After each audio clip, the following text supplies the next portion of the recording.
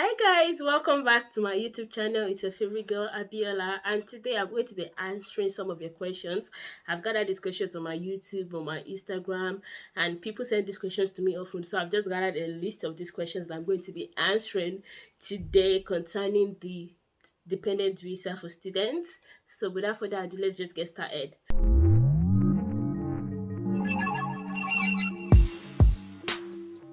Before we start, please, if you're not subscribed to my YouTube channel, what are you even waiting for? Subscribe right now, okay?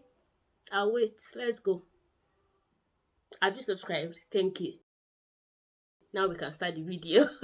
Okay, so the first question that people ask, am I eligible to bring my family with me? Yes. If your program is longer than 12 months and you're a postgraduate student and above, undergraduate students are not allowed to bring their dependents. So I get a few undergraduate students, people that want to come for their bachelor's, asking this question. So I'm sorry guys, but the answer is no. You're only eligible to bring your dependent if you're studying at postgraduate level and above, or you're a government sponsored student. Yeah, so that's the answer to that particular question. Let's go on to question 2. Family members that can come with you. Sorry guys, you cannot bring your father, your mother, your brother, your sister. You can only bring your wife or your civil partner or your unmarried partner if you have the evidence to prove it. Normally you are going to need evidence like bills that you've been paying together, your house rent bills, or if you own a property together, things like that, especially if you are not married and you don't have your marriage certificate. If you don't have that, then definitely you need a lot of evidence to prove that you guys are in a civil partnership. And then for your children, you can bring any child that is below 18 years of age, because if your child is above 18, is that child really a child anymore? Hmm? And also, I think there is this thing that if your child is like 16 or 17, you have to prove or show evidence that they still live with you. Yes, you also have to prove that if your child is like almost getting close to that 18, you have to show additional evidence to prove that yes, they still live with you. Yes, they are not yet independent. So that's it. Those are the family members that you can bring with you. Let's go on to our number 3 question. As I said, can I apply for dependents to stay with me? I'm applying for my post-study visa, of course. But basically, if your dependents are currently within the UK, yes, they can apply for a dependent visa on your post-study. But if you are thinking of bringing in new dependents from Nigeria, then if you've watched like my 2 previous videos, then you know that you cannot bring in fresh dependents when you are about to apply for post-study work visa. Could it work? Could it work? So let's go on to the next question, guys. Can my family or friends visit me whilst I'm studying in the UK? Yeah, your family, your parents, they can, yes, you can invite them over. All they need is a letter of invitation from you. And then let's say they're coming for your graduation, for example. Even universities issue out invitation letters for graduations for your family and friends. You just need to message your university and they're going to issue you a letter from the university that you can use, that your family and friends can use. Let's say they're coming for your graduation. But yeah, definitely you can invite people over to visit you. And they will be applying for a visiting visa, then not a dependent visa. So this question, I don't know why this person sent it in, basically because this question is not related to dependent visa. Let's go on to the next one, guys. Next question is, what documents will my dependents need for their visa application? Well, basically, the first thing, they are going to need a tuberculosis test, but a tuberculosis test does not apply to every country. But if you're from an African country, especially my Nigerians, hello guys, hello, especially for Nigerians, they're also going to need a tuberculosis test, which goes without saying, and they need evidence such as, for your children, you need their birth certificate. For your wife, you need your marriage certificate. You need pictures. You need, if you're already here and they're still back home, then you need like proof of communication, that you guys have been communicating, all those love messages that you've been sending to each other, the text messages, the chats, the calls. People submit call logs. A development visa is going to be very interesting for the entry clearance officers to like read throughout the application, because you are like a peeping tom, reading people's private messages.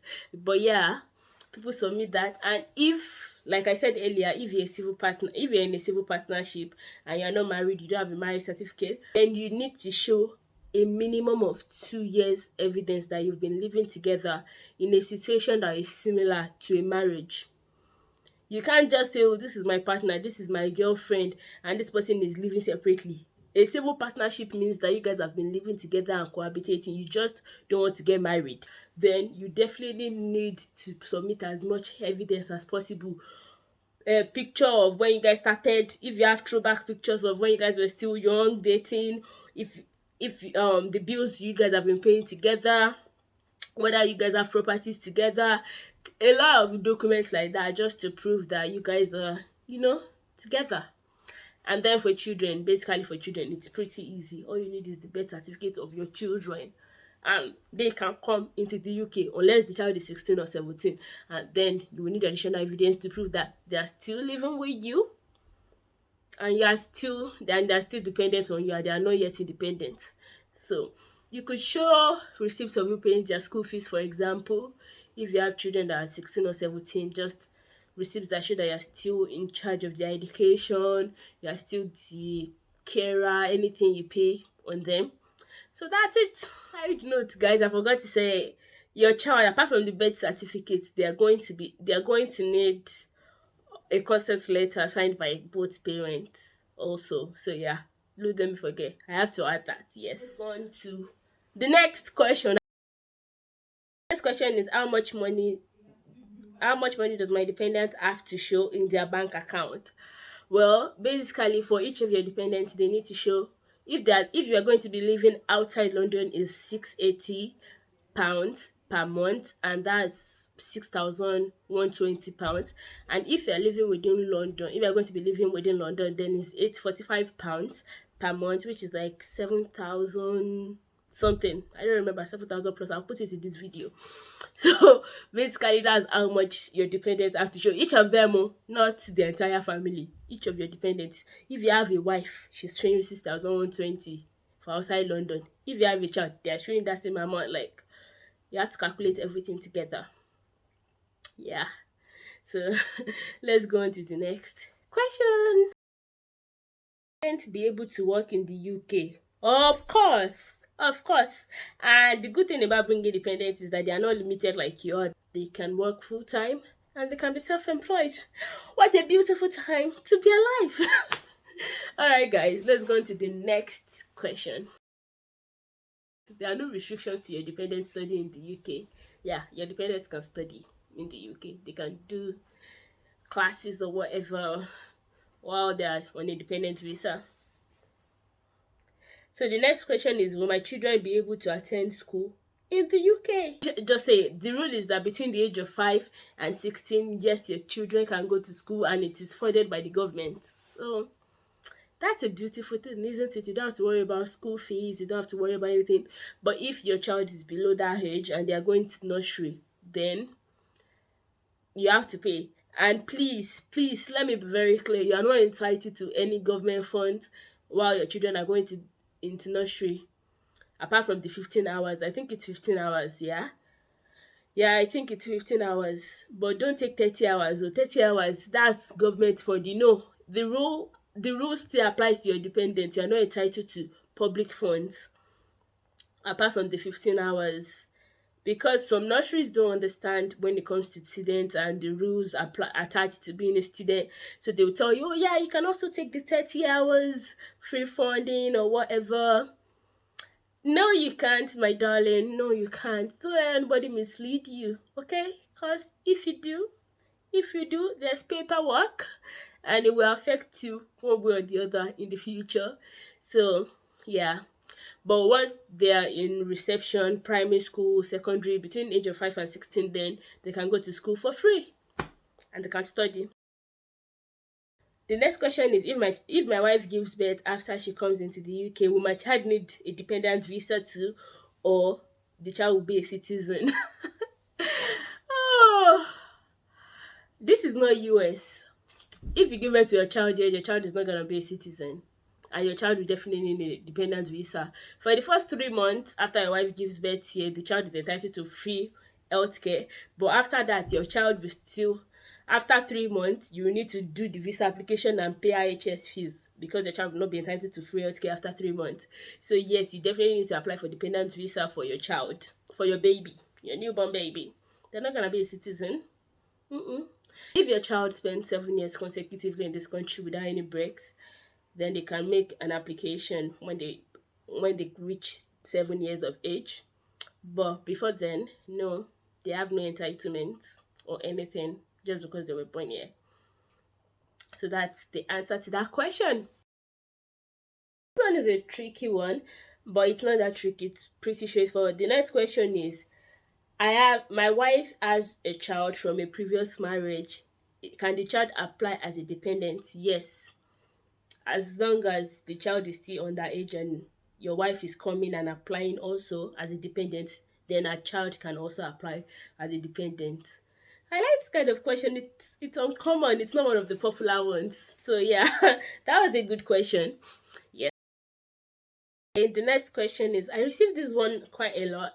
Is that I'm a single mother. Can my child be my dependent? Well, this is a tricky one because the rule says that your child can only apply for for a dependent visa if both parents are present in the UK.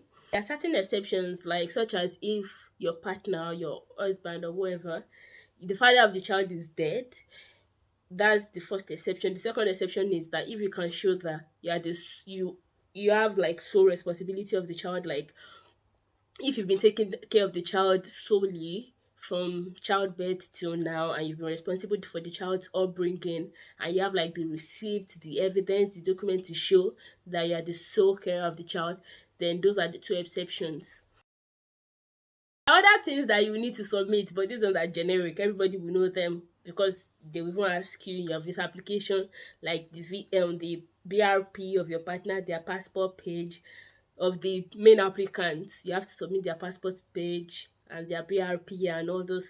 But don't worry, you will see those ones in the application. There are things that everybody knows. Yeah.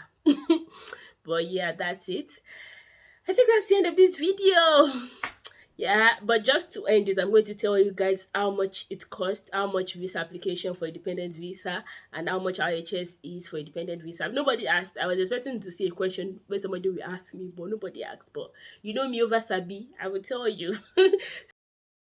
So the visa fee for a dependent visa is £348 if you're applying outside the UK, but if you're applying within the UK, it's £475. This is for standard though. For people that want to do priority or super priority, I don't know, but this is the standard price. £348 for outside the UK and £475 for within the UK. And the IHS fee is £470 per year. But usually everybody pays 1.5 years if because of the extra 4 months that they always put at the end of the visas, so they always calculate an additional 6 months for you basically. Because of the extra 4 months that they always add to 1 year visas, if you're coming for 1 year and they give you that extra 4 months, then you're going to be paying for 1 year and a half, which is £705. Yeah. Because a lot of people are always confused that, but you said 1 year is 470. So why is my calculation, why am I being asked to pay 705? It's because of the additional 4 months at the end of each visas. Because of that additional 4 months. If your visa goes 1 month, if your visa, is 12, it's £470 for 12 months. If your visa should be 13 months, you will pay for half year to 30. You pay for half year. It happened to me because my visa is for 25 months. My visa is for 25 months. So I thought in my head that they were going to allow me to pay for 2 years. But no, that additional 1 month that they put on top, I had to pay to £35 extra for it. So yeah. that's the price for IHS. And I hope that you guys have been able to learn. If there's any question that you want to ask that I have not answered yet, that is not on this list that people have asked me, then please drop it in the comment section and I'm gonna get back to you in a jiffy, within a minute. You know me, I don't delay. All right guys, thank you so much for watching this video. See you guys same place, same time next week. I love you. Toodles. Bye. And subscribe.